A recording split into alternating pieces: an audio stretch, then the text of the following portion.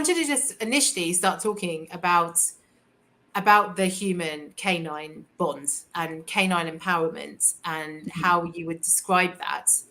What we're really talking about when we're thinking about training dogs in a different way, in your way. Mm-hmm. Can you shed some light on what would you describe it as? Absolutely. So empowerment is essentially that the animal has a way to meet their needs. And that's kind of the simple way of thinking of it, is that if they have some sort of thrival need, so not just their basic food, water, shelter, but if they have a need like being able to go to a softer surface or whatever else, that they're able to do that. So it's kind of the opposite of disempowerment, right? Where they're not able to walk where they want to walk. They're not able to, they're forced to sit, or, kind of all of the training things that historically people have done to dogs have been disempowering, and have been empowering for humans, but not so much the dogs. Yeah. And so recently I've really put a heavier emphasis on attachment style. So where the dog, so there's something in humans, also dogs, called attachment theory, where basically there's a relationship between the human and the dog.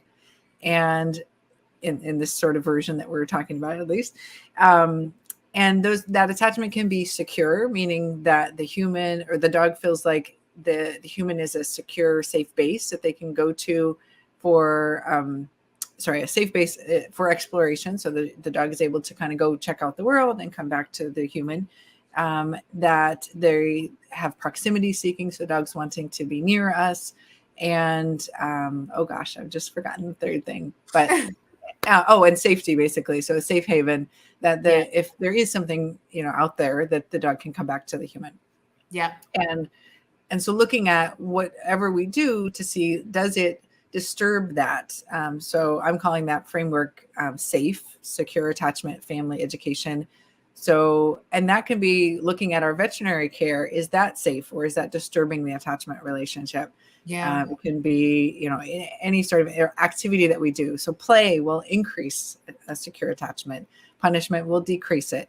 And it's something that sort of, it's not like, you put a little bit in the bank and then you withdraw it here, right? You just across the board don't want to be punishing dogs with corporal punishment, especially if they've got osteoarthritis, right? Because you're causing more pain than you know.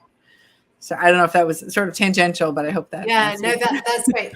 And I think a lot of it, those